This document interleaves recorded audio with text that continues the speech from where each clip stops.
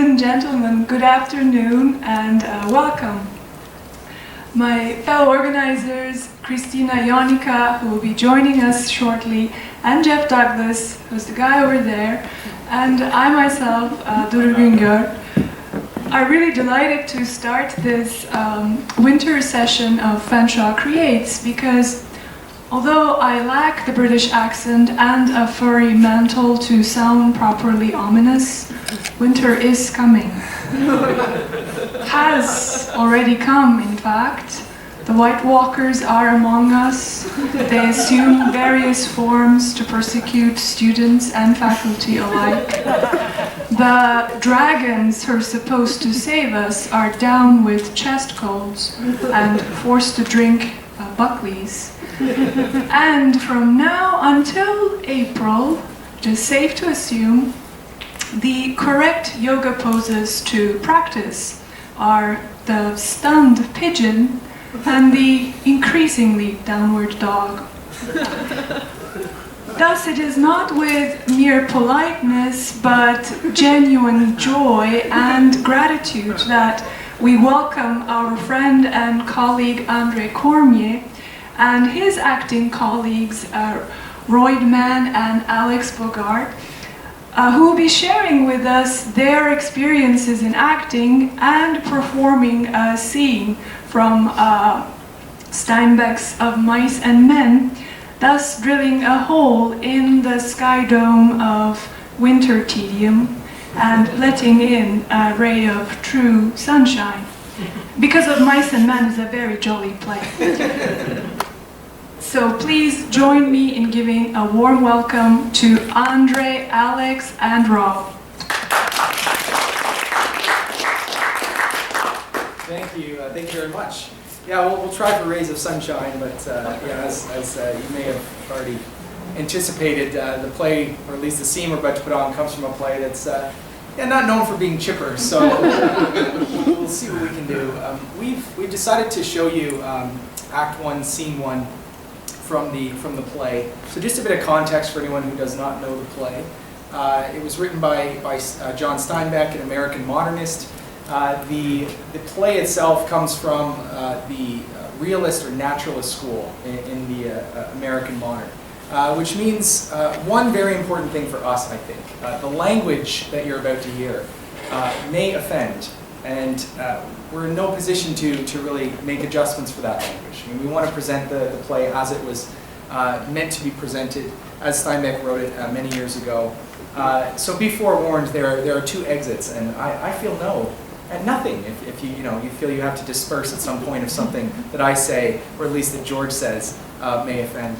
I'm going to be playing George Milton, and Rob the Man is going to be playing Lenny Small. These are two drifters who are on their way in this scene from one ranch that they just completed work at through rather an uncompromising end, and they're on their way to a new ranch. So what you're going to see here is us try to recreate the banks of the Salinas River as George and Lenny move from one place to another as they shuffle along during the Depression in the United States. So we hope that you enjoy, and we hope that afterwards we'll have the chance to ask and answer questions about really what this experience means to us, what acting means to us, and as my talk vaguely suggested in its title, maybe how my balance with acting and being involved in independent theater helps me in the classroom and as a professional as well. So, shall we take our places? You know, we're breaking a cardinal rule of acting and of performance by letting you kind of see us mill about beforehand. So you're going to have to, forget that you saw us, because we were never here. We were never here. So I'll just set up the lights for you.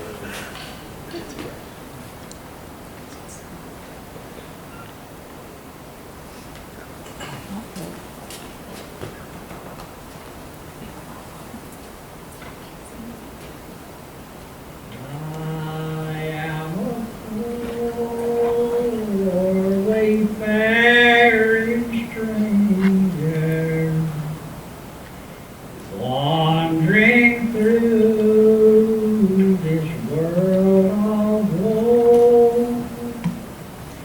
But there's no danger, toil, nor sorrow in that bright world to which I'll go.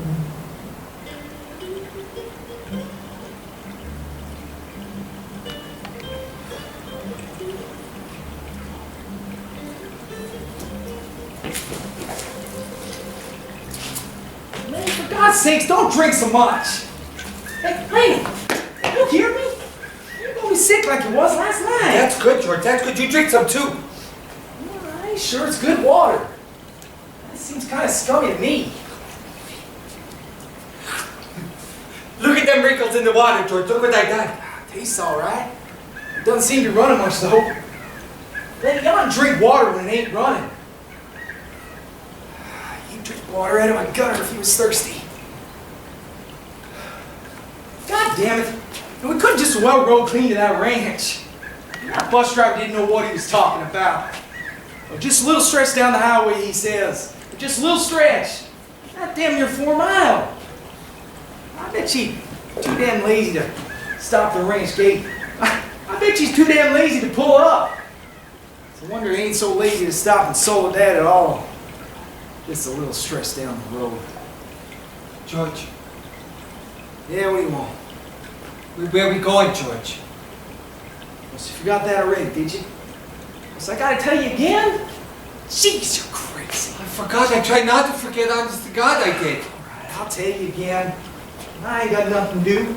I might as well spend all my time telling you things and you forget them. And I'll tell you again. I tried, but it did do no good.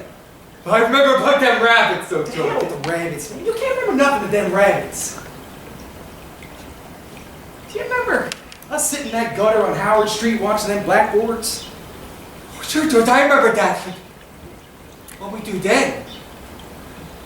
I remember some girls come by, but they knew said nothing. That's what I says. Like, did you remember about us going into Murray and Ray's? They give us work cards and bus tickets. Oh, sure, George. I remember that now.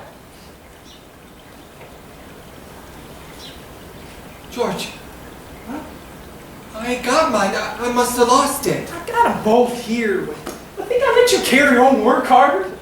I thought I put it in the side pocket there. So what'd you take out of that pocket? Ain't a thing in the pocket. Yeah, I know there ain't. You got it in your hand now. So what you got in your hand? Well, I got nothing honest. Come on, give it here. It's only a mouse. A mouse? What, a live mouse? Oh no, a dead mouse. Well, I didn't kill it or nothing. I found it dead. Give it here. Let me have it, George. Give it here.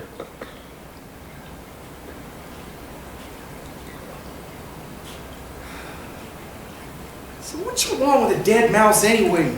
I'm just petting it with my thumb as we walked along. You ain't petting no mice when you walk with me. Let's see if you can remember where we're going. I forgot again.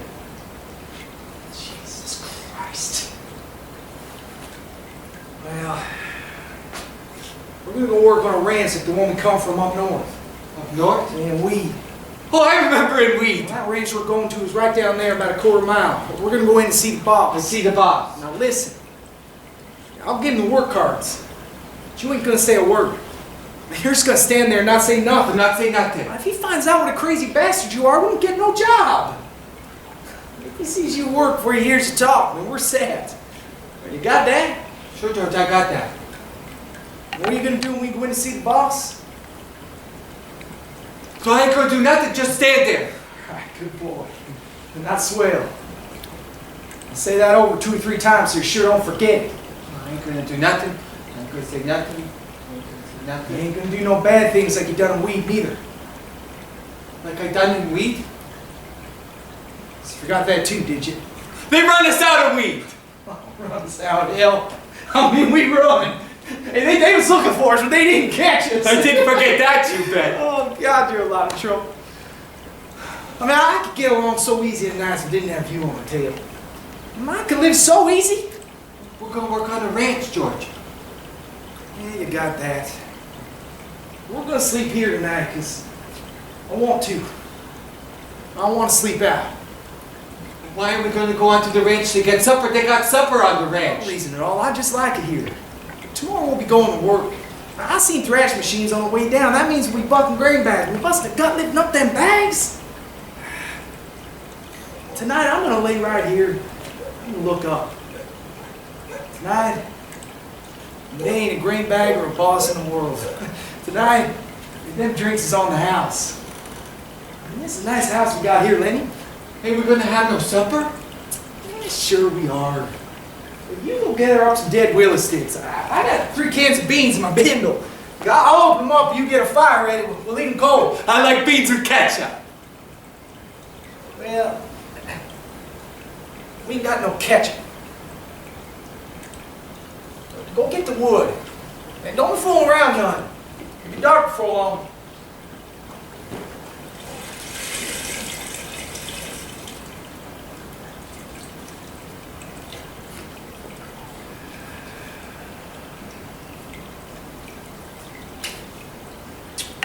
All right, give me that mouse. What, George? I ain't got no Come mouth. on, give it to me. Like, you ain't put nothing over. Hey, are you gonna give me that mouse or am I gonna take a sock at you? Give you what, George? You know goddamn well what. I want that mouse. I don't know why I can't keep it. Hey, there ain't nobody's mouse. I didn't steal it or nothing. I found it beside the road.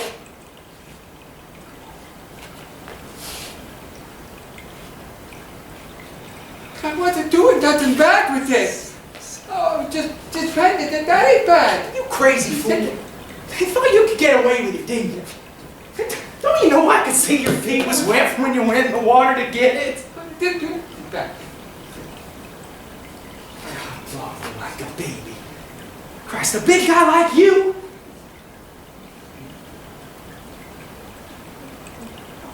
Lenny, I ain't taking it away from you. That mouse ain't fresh. Besides, you broke it petting it. You find a mouse that's fresh, man. I'll let you keep it a little while. I don't know why there is no other mouth.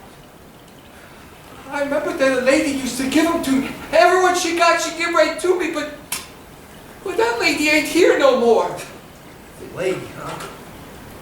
Look, give me them sticks there. Don't you remember who that lady was? It was your own Aunt Clara. She stopped giving them to you. You always killed them. But because they were so little. I just pet them a little bit, and soon they bit my fingers. And I pinched their heads a little bit, and then they was dead. Well, because they were so little. I wish we get them rabbits pretty soon, but they ain't so little as mine. Rabbits. Come on, let's eat. There's no beans for 4 men.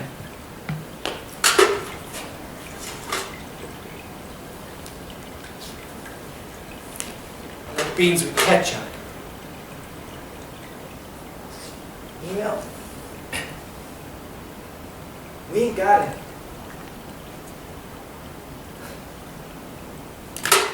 Whatever we ain't got, that's what you want.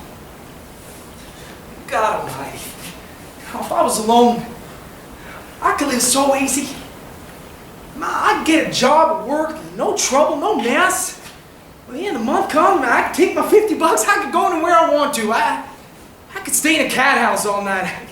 I could eat anywhere I want, order any damn thing. I could do that every damn month. Get a gallon of whiskey. Sit in a pool room, play cards, shoot pool. What have I got?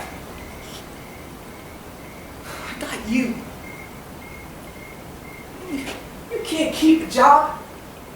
You lose me every job I get. I don't mean that. You just keep me shoving all over this country all the time. That ain't the worst. And you get in trouble. You do bad things, I gotta get you out. I ain't bad people raise as hell.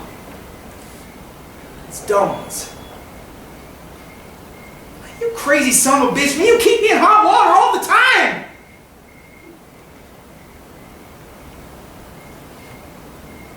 You just wanted to feel that girl's dress. You just wanted to pet it like it was a mouse. does she know you just want to feel her dress? How does she know you're just going to hold on to it like it was a mouse? I didn't mean to, Oh, George. sure, you didn't mean to. You didn't mean for her to yell bloody hell either. You didn't mean for us to hide in an irrigation ditch all day with guys out looking for us with guns all the time. It's something you didn't mean. God damn it! I wish I could just put you in a cage with a million mice. Let them pet you.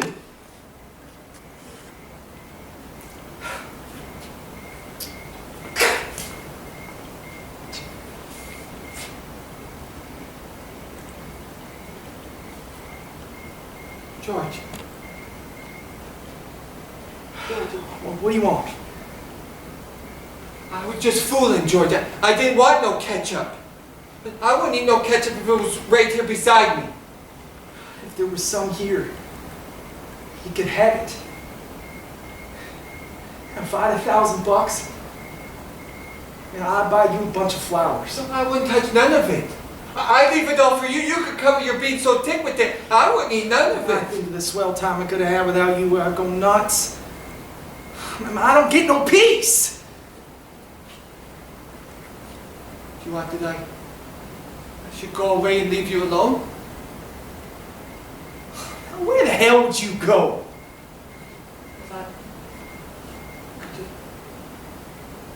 I could go off in the hills someplace and find a cave. Oh, yeah? How'd you eat? Man, you ain't got sense enough to find nothing to eat. Well, I find things. I don't need no nice foods with ketchup. I just lay out in the sun all day and nobody would hurt me. And if I found a mouse, I'd keep it. But no one would take it away from me. I've been mean. Ain't I? If you don't want me, I can go right off in them hills someplace and find a cave. I can go away any time. Listen, I was just fooling. Of course I want you to stay with me. The trouble with mice is you always kill them. I'll tell you what I do, Lenny. The first chance I get, I'll find you a pup. I mean, maybe you wouldn't kill him. That'd be better than mice, but you could pet him harder. See, if you don't want me, you just gotta say so. I can go right off in them hills and live by myself. And I wouldn't get no mice. I No want from you to me. stay with me. Jesus Christ, if someone shoot you for a coyote if you was by yourself. Stay. Your Aunt Claire wouldn't like you going off on your own. And even if she is dead.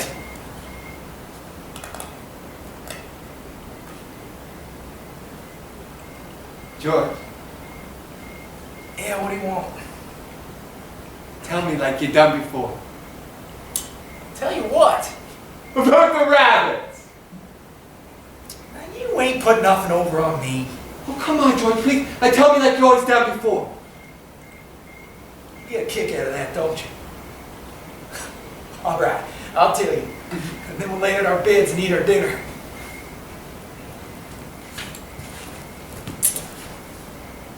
Go on, George. Guys like us work on ranches as the loneliest guys in the world. And they ain't got no family. They don't belong no place. And they go on a ranch, work up a steak, and they go into town, they blow their steak. And the next thing you know, they're pounding their tail on some other ranch, and they ain't got nothing to look ahead to. That's it. That's how it is with us. Well, with us it ain't like that. See, we got a future. We're not someone to talk to who gives a damn about us. And we're not sitting in no bar room blowing in our jack just got no other place to be. And them other guys end up in jail. And they can raw for all anyone gives a damn. But not us! And why? Because I got you to look out for me and you got me to look out for you, and that's why, George. Go on, George. Tell how it's going to be. You know it by heart. You can do it yourself. Oh, no, I forget some of the stuff. Tell how it's going to be. Some other time. No, tell how it's going to be. Okay. One day we're going to get our jack together. We're going to buy a house, a couple acres, a cow, some pigs. And live off the fat of the land! And have rabbits. Go on, George. Tell about what we're going to have in the garden. And about the rabbits in the cages. And tell about the rain in the winter. Go on, George.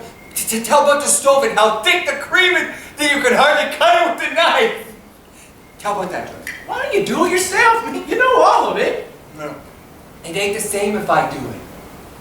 Tell about how I get to tend the rabbits. Well, we'll have a big vegetable patch and a rabbit hutch and chickens. When it rains in the winter, we'll just say to hell with going to work. We'll build up a fire in the stove. Sit next to it. Listen to the rain coming down on the roof. I ain't got time for no more.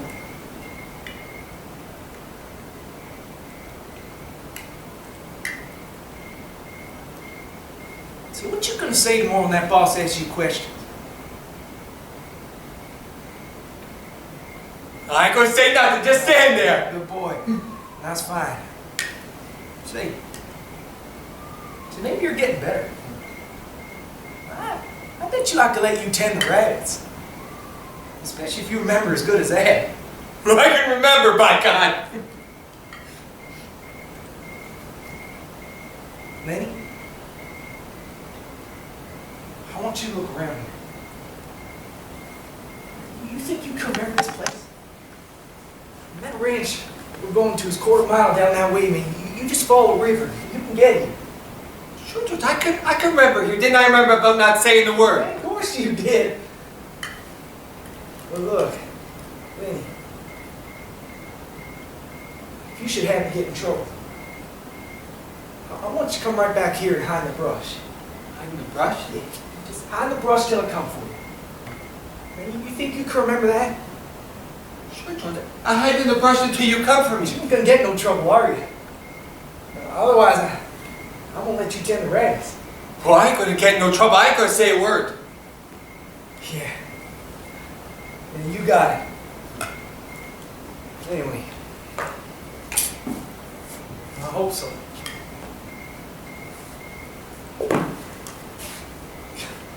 And it's gonna be nice sleeping here and looking up in the leaves.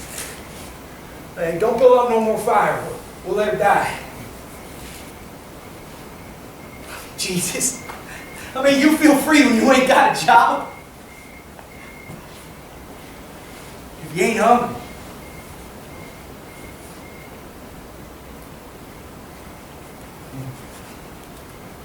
George,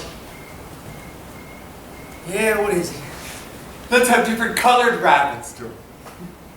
Oh, sure. I have red rabbits, blue rabbits, and green rabbits, millions of them. Furry ones, George, like I seen at the fair in Sacramento. Yeah, sure, furry ones. Because I can just as well go off and live in a cave if you don't want me. Shh.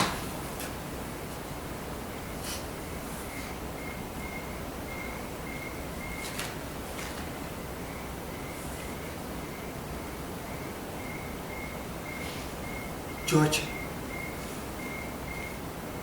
What is it? I'm shutting up now, George.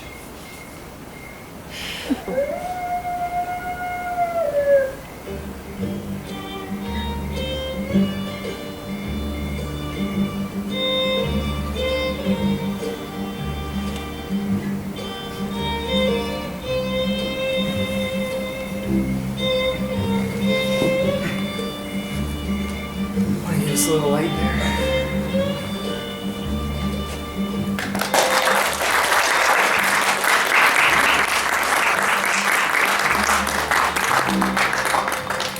Thank you. Thank you very much. Takes me a while to get the squeak out of my voice after I've done that for a while, so. So it might take a couple minutes just to clear up in here, and then would you like us just to open up to questions and maybe let people sort of ask things about the scene? Sure. I mean, I think that would work pretty well if you've got any questions about the scene or the play, and then really anything for any of us about just our, interest, our relationship to independent theatre in London. I'm sure we're happy to sort of ask questions about any or all of that. I have a question, Andre. Yes, please, yeah. How long have you been involved in theatre here in London? Or even acting in general? I can use yours. I did some acting when I was a kid. It's not like I had headshots and I was going up for commercials or anything. I just kind of did school stuff. Was well spoken, so I usually got roles like the narrator or something of such ilk. And I gave it up for a number of years. Really didn't do much. Maybe brought like a little thing to Sears when I was in high school. But for my undergraduate, I kind of just gave it up. I was too busy working my way through, paying my way. And then I realized very quickly when I got to graduate school that I was not going to survive that thing if I didn't do something for myself that said I could find a different way to value who I am, what I can do. And so I'm absolutely stunned by the serendipity of just walking into a room one day after seeing like one poster just to get involved with summer Shakespeare, and it's like completely changed my life. It's completely changed who I am. I mean, I put acting up against marrying my wife and working here. It's like the three things that honestly like keep me who I am and proud of who I am. So I mean, it really is something I can't believe I kind of gave up for so long. But I've probably been doing, since I've come to London, it was probably 2007, I did a Shakespeare show up at Western. So they have a really good tradition there of summer Shakespeare. It's been running for over 30 years. And so I did a number of shows there with Joe Devereaux, the director, and I made a contact with Mark Colleen, who directed this show in November. And he's thrown me a couple really nice roles through By the Book Theatre. And it's kind of just, kept going from there. So, yeah. Other questions? Yeah, Tom? I'm interested in the process you go through once you get the part. Like, how do you construct the character and like mannerisms, accent? Like, how do you know you've kind of got the feel of what you want to do for that part? I'll take that last part first, because I think it's, you've got it when it feels right, like it feels real. We always talk, like this show is incredibly powerful to us. We've had many private conversations amongst the actors and the crew that, what started as just, okay, it's another show, turned into something really different. These two characters are really complex, and you have to play them very carefully. And so what you look for, I think, for me, is finding both the absolute range of what that character gives you. So how angry can he get? How sad can he get? How happy? How whatever. Those kind of core emotions. But then how do I turn it into a version of myself so that it feels real to me, right? Because I can't have anger that isn't my own brand of anger, right? It has to be still something that comes out of me, no matter how extreme it is.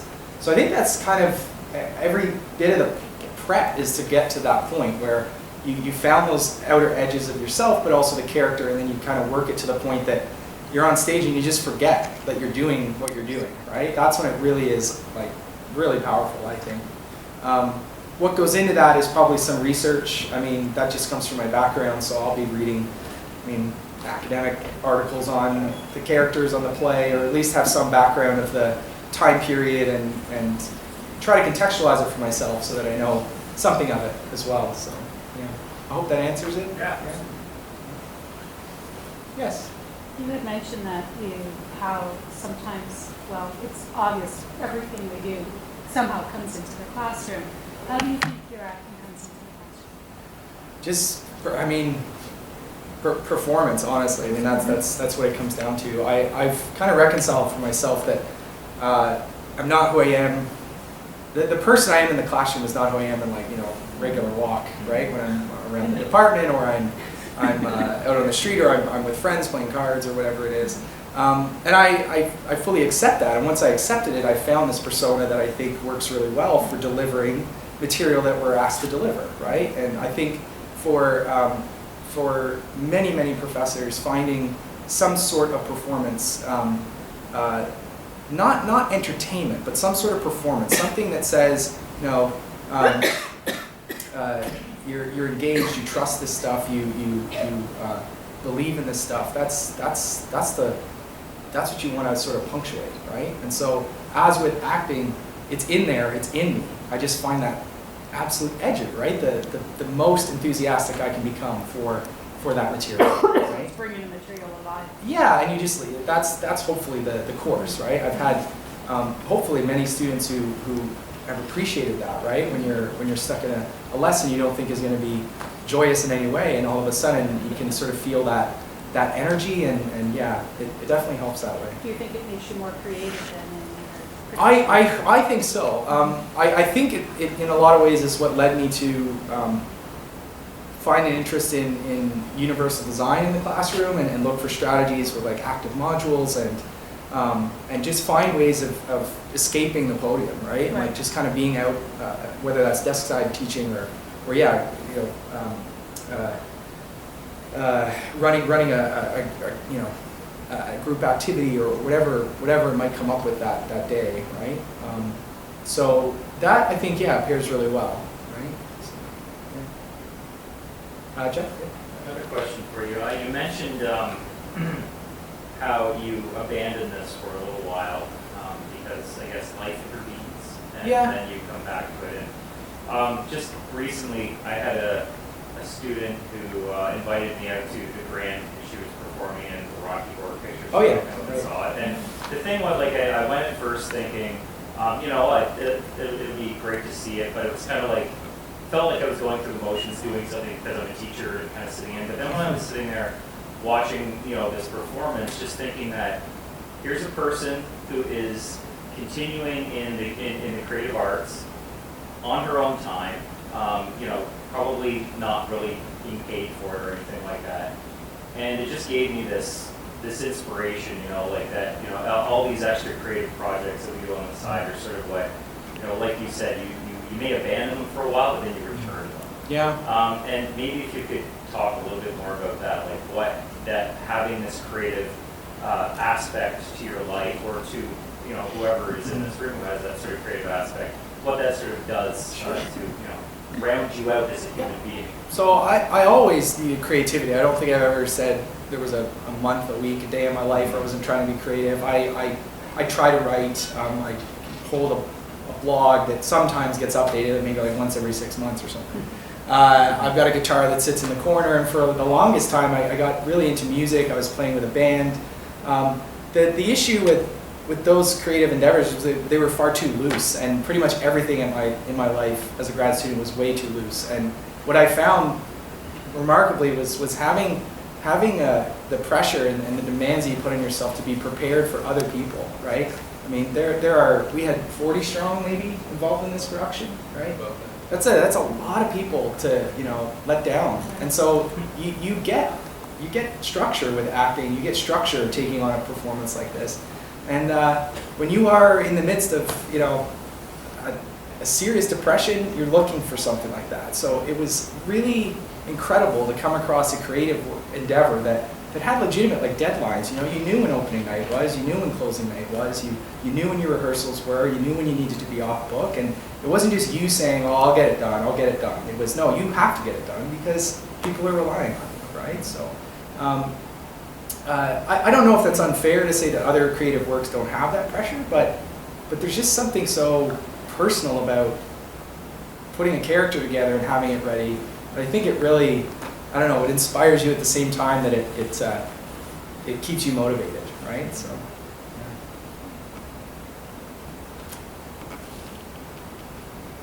Yeah. Anything else? Is there anything that you'd want to direct towards Rob, having played Lenny, or even Alex? He's not just sound man extraordinaire, he's also a Brickenden award-winning actor.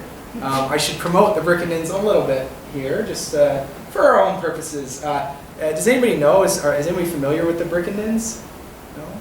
So independent theater in London for the last, I guess it's what, since 2003, right? 2007? Has put together an award ceremony every January for independent theater. So they have adjudicators that go out and see any number of shows over the course of a calendar year, and they vet them, and then they offer up a finals list, and they have a big ceremony. It's happening on Monday night. It's open to the public. It's hilarious and fun, and I encourage anybody that, you know, has an interest in maybe getting involved in independent theater to come out to that, because it's pretty much a chance for everybody who does this in town to kind of be in the same place at one time. So it's a fun spot to just to sort of meet people, ask them about their shows. You mentioned Rocky Horror. It's up for Best Musical. Our show had 11 nominations. We're up for Best Drama. So there'll be lots of people from all kinds of shows there. So anything for our other individuals? Yeah. Have you or anyone else here acted for anything other than theater? So acted for anything other than theater? Yeah. Theater and other productions? And other productions. So you guys want to talk to that? Done not just live theater, not film or anything of that nature. I've done a few shows the past couple years, but I also did a vacation away from community theater, I guess, for about 7, 8 years. I finished university at King's, and then moved on from there and worked and didn't have free time. So, because it takes a lot of your free time, and then got back into it about 3 years ago. So I've done a show a year for the past 3 years. A little side gig that I do is something called standardized patient work, which is acting on the side and you're pretending to be a patient for nursing students for their exams. And so I get to act with different symptoms and conditions, so it's pretty fun, and you get to make money too. So all I have rattling in my head right now is Kramer. I got gonorrhea. Yeah. I was hoping you actually. Yeah, I've always been interested in that gig. It's kind of a fun thing. Yeah, give us a pneumonia. Yeah, that's right. Pneumonia. So I haven't done anything outside of stage work myself, but I guess the range of things I've done is Shakespearean productions and then more modern contemporary drama. So I haven't tried my hand much at anything else. But, well, I did a Chekhov, which is pseudo-comedy, right? Not one of his farces, but one of his sort of problem comedies. So I don't know. I'd be open and interested to the process of like putting television together or film. It just hasn't materialized at this point, but there's just something so excellently terrifying about being on stage that you never want to leave it. Right?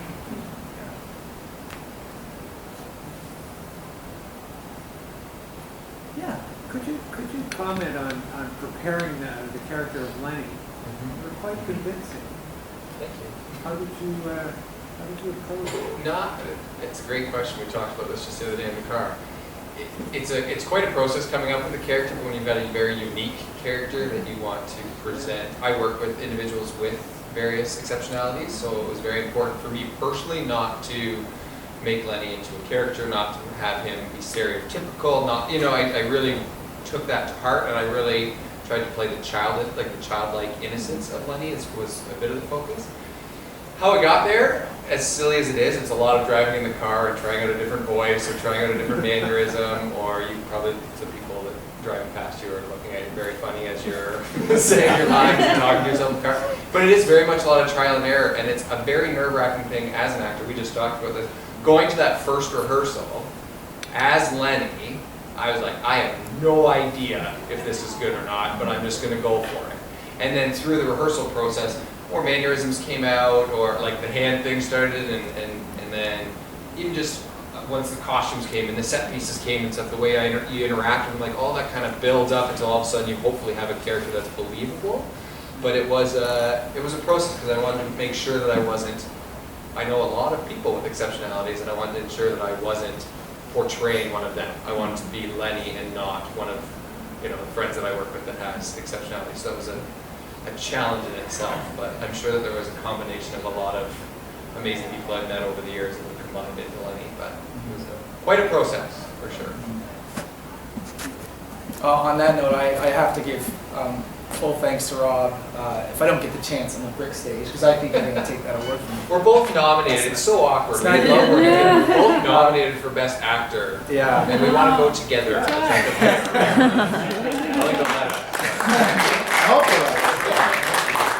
No, I owe a lot to Rob. I mean, I have connections to people with disabilities. I did a master's thesis on representations of disability in literature, and whatever Steinbeck intended with that character, I think there's something of that in that character, and for Rob to create something as powerful as he did and as true and as real as he did really impacted me. I mean, he kind of ruined me for about 2 weeks, because I would leave the theater and just be wrecked, because, you know, it was an incredibly potent final scene to take on. I won't give anything away if you've been inspired to just read the show yourself, but Not a happy ending. it's not a happy ending. But there are honestly times on that stage where you just kind of forgot like what you were doing, and you were just living those people, right? And that was some of the best feedback we ever got, was for those to say like, I know who you are, and you weren't you. You guys were George, like you were George and Lenny, right? There was no sense of it being, you know, an actor on a stage. So I think that has a lot to do with just both of our backgrounds. It's just almost serendipitous that we both had sort of already a built-in empathy for what was going to be put on the stage. So that was huge. I mean, really, really important in the casting of the show, for sure. I think the next Are they going to kick us out? probably trying to Sure. ring at the door. So. Well, once again, I just can't say thanks enough for letting us play up here. You got to see the last ever performance of it, so I hope it was enjoyable. Unless